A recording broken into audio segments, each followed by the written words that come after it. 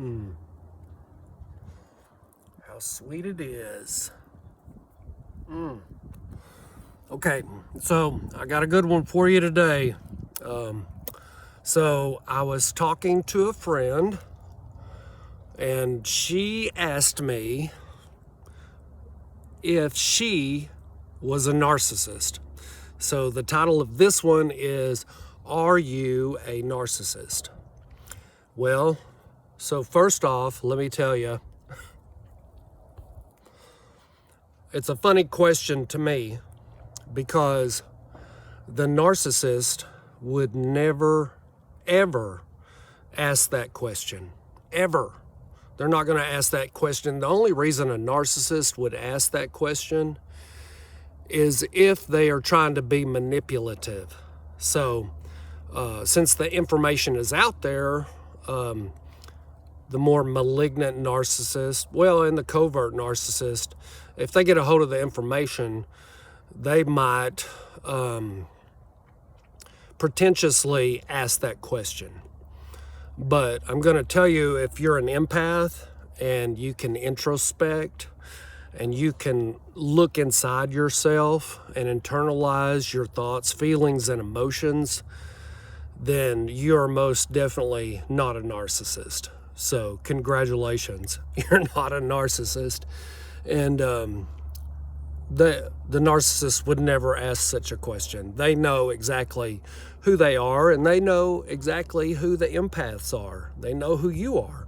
And they also know who the other narcissists are, although sometimes the covert narcissist, interestingly enough, can attract each other, and also they can manipulate each other, which I think is funny. It's like two vampires trying to suck each other's blood, and they have no blood. So that's kind of an interesting idea or thought. So here is the list, the criteria that makes for a narcissist.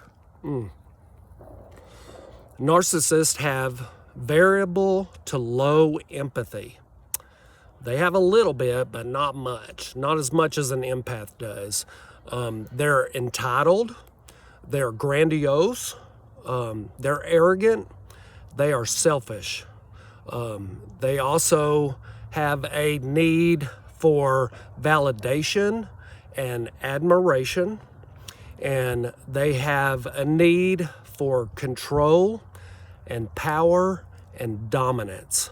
And they also live in a fantasy world of which they are the star character in their Hollywood production, and you are just a supporting actor or actress, or maybe you might just be an extra in their movie. Also, you may be the villain. It doesn't matter. Whatever you are in this Hollywood picture of theirs, they can kill you off. They can kill the villain off, the supporting actress, their significant other, the extras. They can kill them off and easily replace them at any time.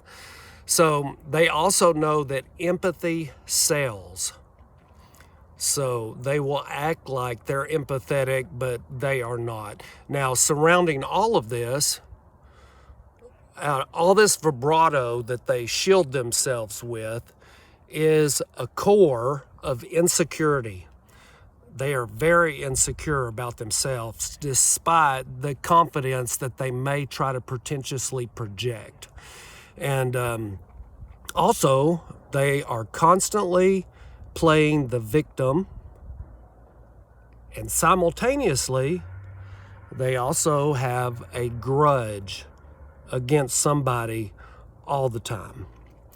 And one more thing, this is the most important thing you need to know about the narcissist, because this is, in my opinion, this is just my opinion,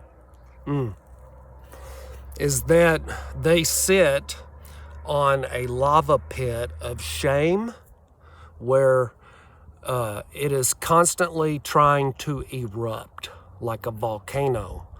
So they're deep down, they have a great sense of shame that they're trying not to let anybody see. Thus they create this outer shell with all these different attributes. Now, this is the full list of traits that a narcissist possesses. And that's not according to me, it's according to Dr. Romney. That's where I got that information from. So now it's on a spectrum.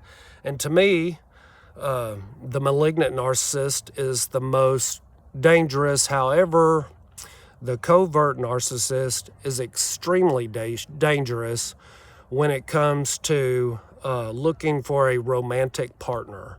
The covert narcissist can go undercover for years, and they can act empathetic for years in a relationship with you until the switch flips and they get bored with you. So if you're an empath to them, you're nothing more than a little mouse, and they are the predator. They're like a cat. They play with the mouse, they torture the mouse, and then they get bored with the mouse. And when the mouse is almost dead, almost, not quite, they don't want to kill it, not themselves. What they want is they want the mouse to self-implode. They love watching the empath go through pain. They love seeing emotional pain. They love to see you in distress. They love it when you have trials and difficulties. And sometimes they like to come in for the rescue and bail you out with money or fake empathy or low empathy, only so that later they can hold that over your head and use it against you. And they know that, you know, empaths believe in the golden rule, and they know that empaths believe do unto your neighbor as you would do unto yourself. They know this about empathetic people. So they will use that to their advantage to gain leverage. Now, also, when a narcissist walks into the room, they do not look at people in a room like an empath does. When they walk into a room, they are casing the place like a burglar or a thief. They are looking at a room full of people, and they are trying to figure out who has the most money, who has the most assets, what person in this room has the most power, influence, and is the most famous in the room, and how can they rub elbows with them and try to extract something from that person. That is how they live a parasitic lifestyle. They live off of other empathetic people, the same way a vampire lives off of blood. They're constantly needing a new supply and new blood, and they also have what I call and other people call a harem garage full of people that they have narcissistically discarded in their past, and they like to keep them on the hook because they never know if they're going to need to go back into that relationship or not.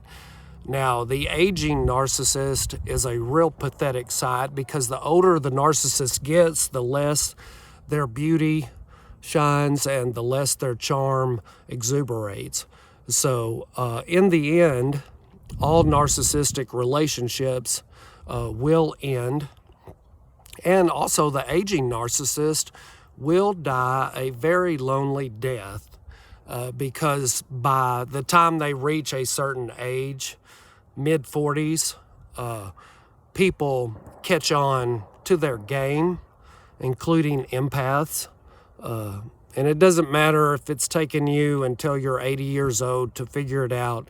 You will eventually figure out that the narcissist is not playing by the same rules as you, an empath, does. And so one more thing I want to tell you.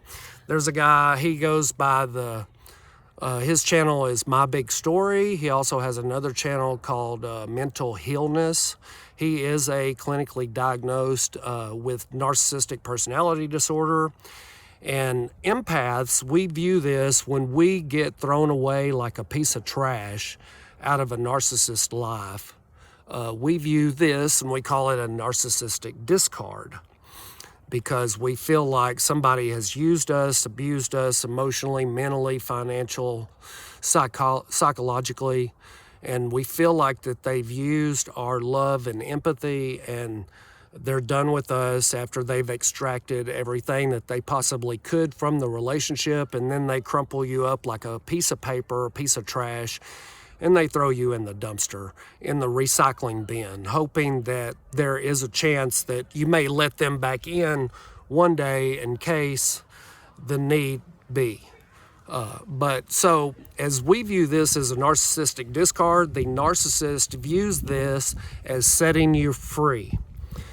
They have set you free. They are done with torturing you. You've been in their psychological and emotional prison, and they have kindly set you free. So if you have coming out of a narcissistic abusive relationship, or you've recently been discarded, I am sorry.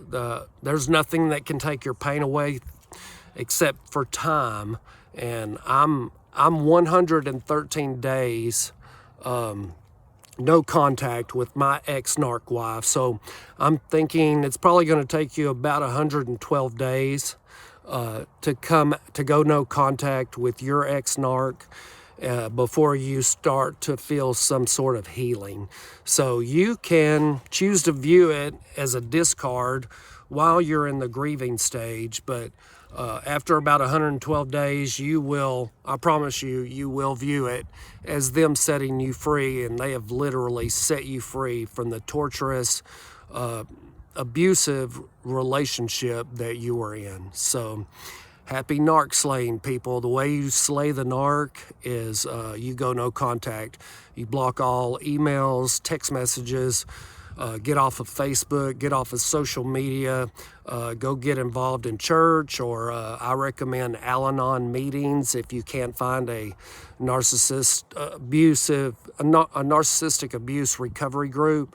I suggest you go to Al-Anon, which is a 12-step group for the family and friends of alcoholics, but it's the closest thing that I've found to narcissistic abuse recovery.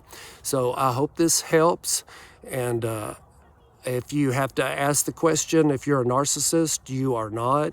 And just because sometimes you may have rage fits or anger, or you may need validation or admiration, or you might have one of these traits that the narcissist has, it doesn't make you a narcissist. It's on a spectrum, so you have to have all of those 12 traits or 13 traits that I mentioned to be a narcissist. And rarely will narcissists ever go in for recovery. Only about 3% of them ever make it in to a clinical psychologist to get the diagnosis, because narcissists are what I call couch broken. So they know exactly who they are and what they are, and they're not going to change. And do not go to couples counseling with a narcissist, because they will just manipulate the therapist for ever how long it takes before you get the picture that they're never going to change. So happy narc slaying, folks. It's good talking to you.